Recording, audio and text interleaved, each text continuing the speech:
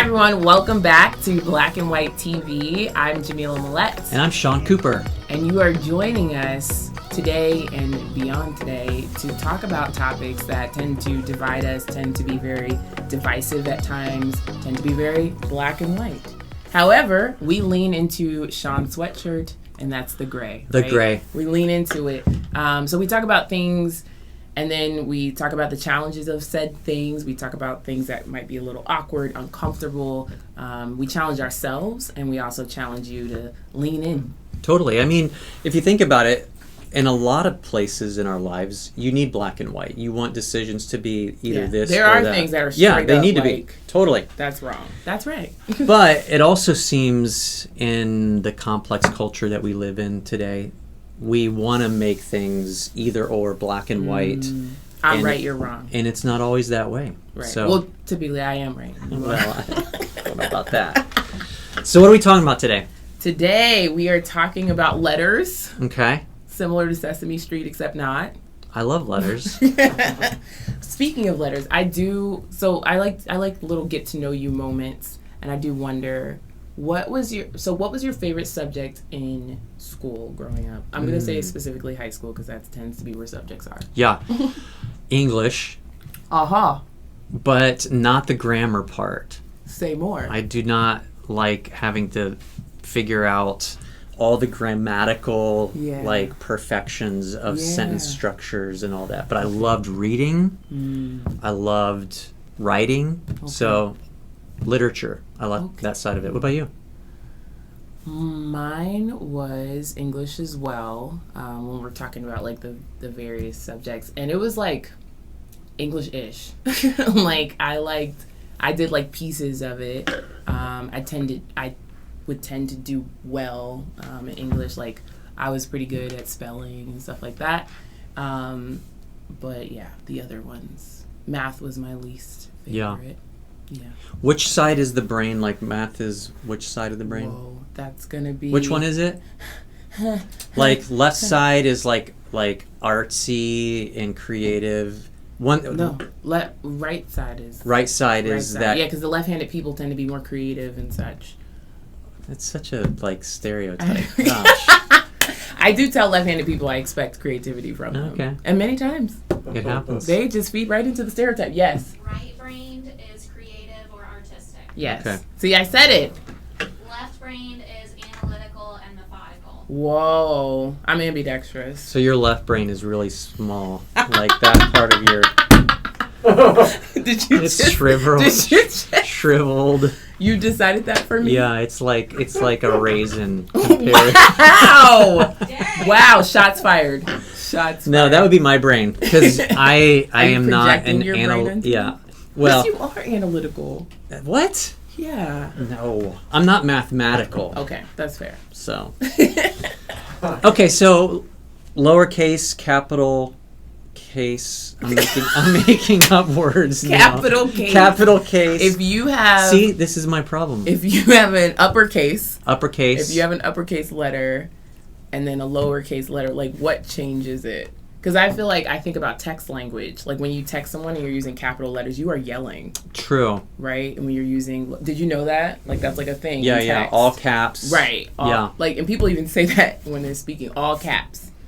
Right? But if it's lowercase, it's just... This is normal conversation. How specific are you when you text? Do you like put punctuation at the end of your text? Absolutely not. Oh gosh, like, don't be you're gross. one of those types. I use ... sometimes. No, I have to. Sometimes you have to. It does change the meaning if you don't use it to some degree. Yeah. I'm not a fan, but I will do it. What is that? There's a lot of judgment it's sloppy. here. It's sloppy. It's sloppy. There's sloppy text. You should use punctuation when you text. I text you, do you understand what I'm saying? I kind of roll my eyes a little bit. So here's the thing, people. The purpose of words and even the grammarisms is for to communicate and for people to understand. If people understand, then you have successfully communicated. If they don't understand, then you can correct. Okay. Is that fair? It's fair. It's fair. Reluctantly. But to your point, like, so capital R's, Yeah. lowercase r's, they can mean different things. Right. And one of the things you and I have been talking about these days is sort of I would say it's a controversy even over how to define racism. And it seems to me that how you define racism significantly shapes a lot of times how you're responding to racism in our society. Don't you think so? Yeah, for sure. Yeah. So, what is the dictionary definition of racism? You have that? I don't. Lauren, what's the dictionary definition of racism? What would you theorize it to be, Sean, if you could give your... If I could theorize... Your non-analytical version. Racism would be a way that you are discriminating against another person based on gender, ethnicity, status, orientation, all those types of things. And this is where it gets a little fuzzy for me, but there's some type of, you are predisposed to treat a person a certain way based on some negative view that you have of that person's beliefs, gender, status, orientation, all that. You give me yours, I'll look it up. No, we have Lauren. Lauren, what did you find? Ready? Yeah, ready. Prejudice, discrimination, or antagonism directed against a person or people on the basis of their membership in a particular racial or ethnic group, typically one that is a minority or marginalized. Got it. Okay. That was pretty intense. That was good. Okay, well, so here's the question. Here's the question. Yeah, I don't even know that we've gotten into this. Do you think, is everyone born a racist, in your opinion? Ooh, I feel like that was so tricky that you said that. Born one? Not, no. Is what about you? Do you think okay, that? that's good. So that's question A. Wait, answer. I don't think everyone's born a racist. Okay. You think some people are? No, I don't think anyone is born a racist. Okay. Question B. As adults, let's say, so that's birth. Okay. Is every adult a racist? In every country and culture? In the whole world? In the whole world. I don't think so.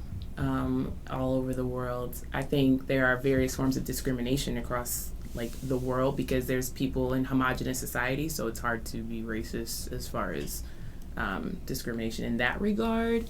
But I do think that people learn to discriminate based on whatever they've learned to discriminate against, whether it's like your cultural society media stuff, your familial stuff, your own interactions with certain people groups, and then you start to decide like if you and sometimes not overtly, sometimes covertly even, or subconsciously you start to like put people in these boxes based on your experiences with them. So okay, so it seems to me like early on, when I'd say in 2019, when there was the convergence of several tragedies. We talked about this not long ago with Ahmaud Arbery and George Floyd, and I mean there were how many? And even in Florida a few years before that, in Sanford.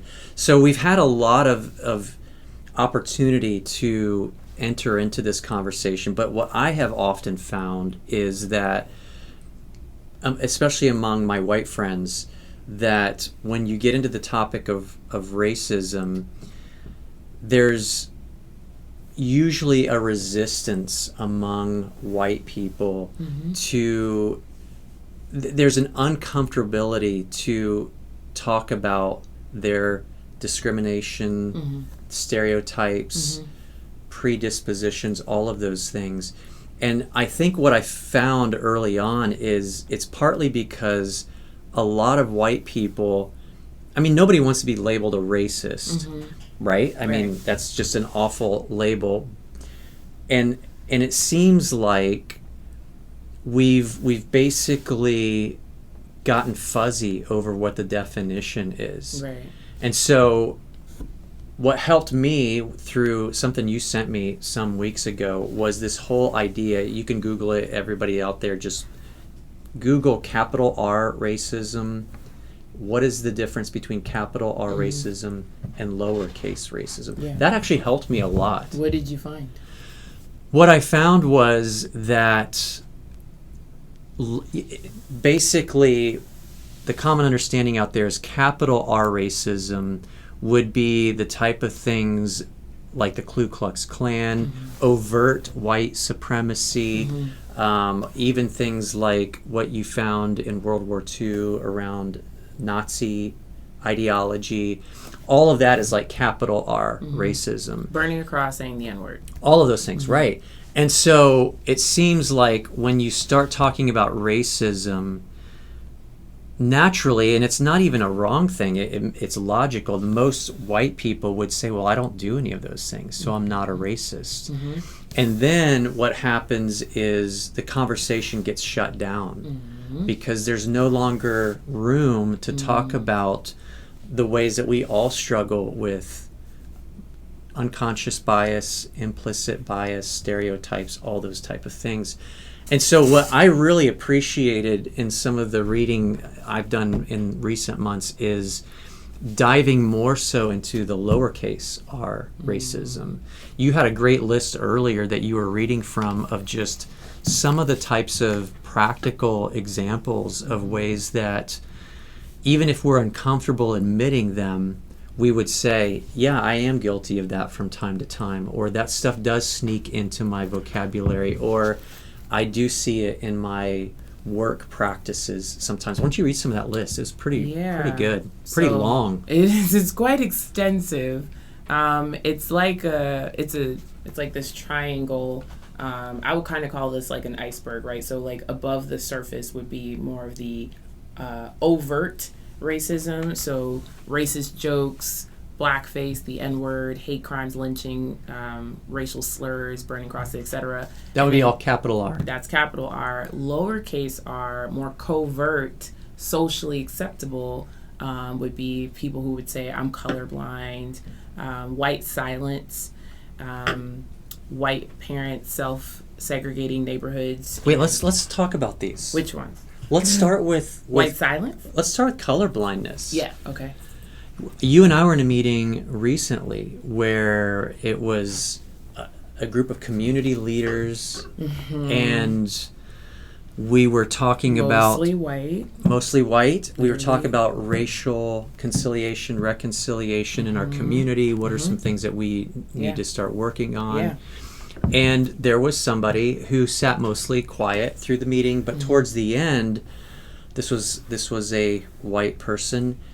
They couldn't help but kind of jump in and kind of try to defend themselves a little bit. That in so many words they said that they don't see color, which I think for some of us who have been in these kinds of conversations for either a few years or for others a lifetime, it's shocking at first. You're like, wait a minute, how do people really still think that? But it's actually still common, isn't it? Yeah, I think it's people trying. They're trying to be kind in saying that, like me not seeing it means I'm not racist. Because if I did see it, then I'd be racist. Like that's kind of the notion here. I'm trying not to be unkind, even how I described that, but I'm pretty sure I was. So I think that's would you agree? Yeah, it's an attempt to say, I see you as a human, I don't see you as a color. Right. Like, I didn't even notice your color. People have said that to me. Like, I didn't even notice that you were black. Which, then it's just weird. And I'm like, you didn't notice? But every time you want to mention something about black people, how you help them, or you help the children, or you help, you tell me. Right. And so you notice that I'm black. It's what you do with that, right? Like there's a beauty of embracing our differences, right? Like I notice this man is Asian, that's so dope. I'm not then going to be like, well, why don't you teach me karate? Do you know a math problem? Like, that's team too much, right? But can I just embrace the beauty of the fact that he's Asian and I'm not, and I love our Asian cultures, but like, and if I want to ask questions because I actually know this person, that's really awesome. Or just like appreciate yourness, right? But I can see you. It doesn't stop me, right? Like, or it doesn't give me pause, it doesn't give me reservations about you. Those are the things that I think will lead you into the racism, right? Like, it's like, I can see your color, but it doesn't stop me. Right. Like that part. Well, I know I've been guilty of this before. Mm-hmm. I don't know when, but some point in my life, I'm sure I have said to somebody, I don't see color. Mm-hmm.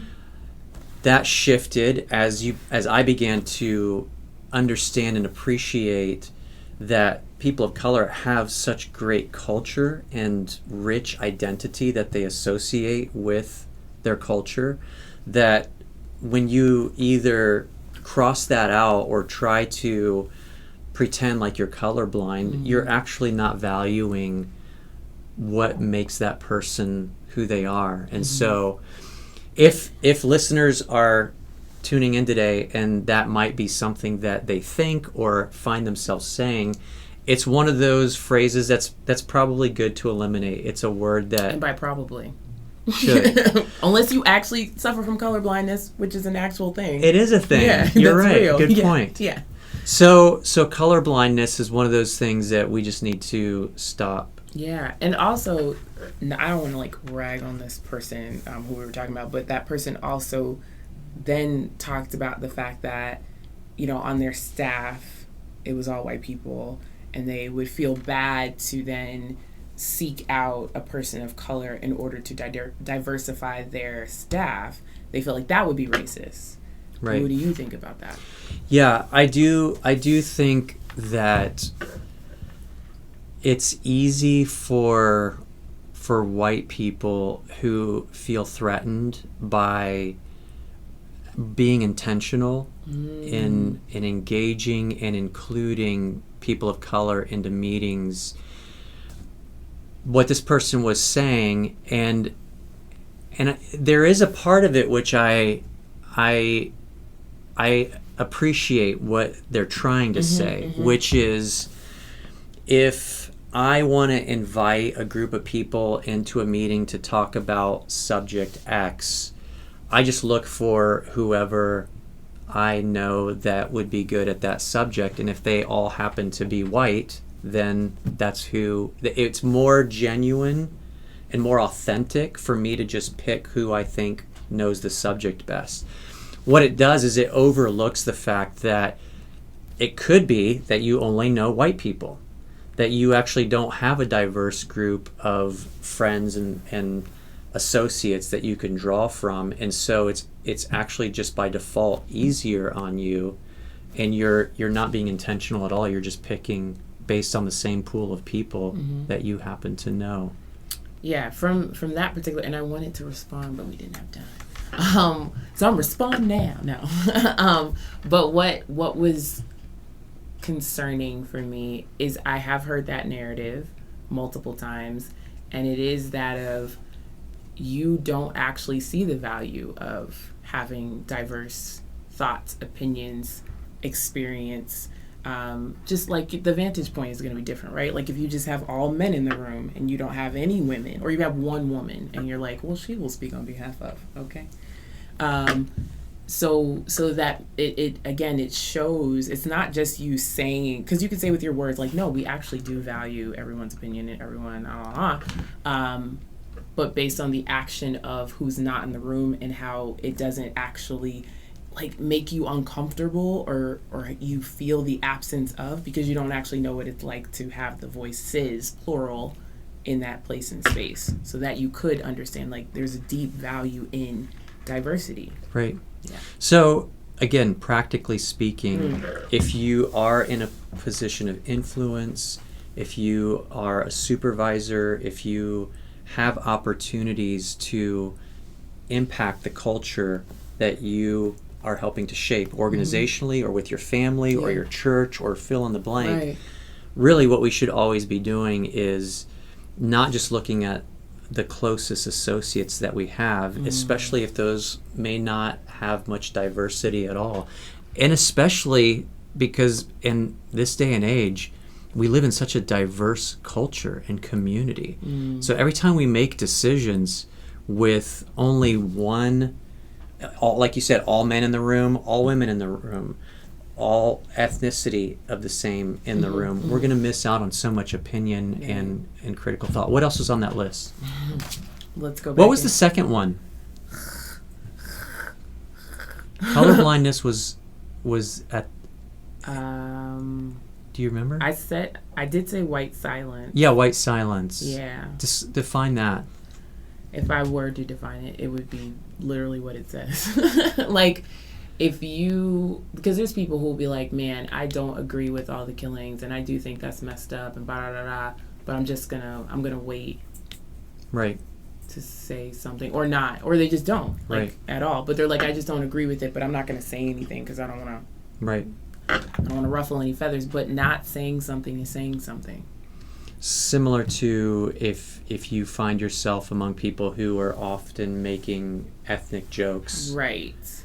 Either nervously laughing or in some way participating by not saying something. Right. That would be white silence. Yeah. It's a lot of this, I believe, is based, like, there's a lot of fear-based reactions here. Reactions, responses, and not wanting to be uncomfortable, right? Like engaging in a conversation about racism and calling that racist. It tends to just be that of like, you're afraid you might be exposed, you're afraid you might get hurt, you're afraid you might sound stupid, all those kind of things, which are not invalid fears. It's just, again, if it stops you, right? You're allowed to do things even while you're afraid. I recommend it highly. Don't wait until you're comfortable and you're like, well, I've read a bunch of books, now I'm ready to engage. It's like, no, go in ignorant. Go in asking questions to people who are in it. You know what I mean? So, yeah, I feel like that's a healthy response. That's good. What else is on your list? Let's see. There's a lot. Eurocentric curriculum. That's a lot of big words. What do you know about Eurocentric curriculum, Sean? Yeah, that would be in that category of those who are with the power, right? The history. Boom. You can drop the mic on that one. Yeah. So that was really good. So how do you counteract that?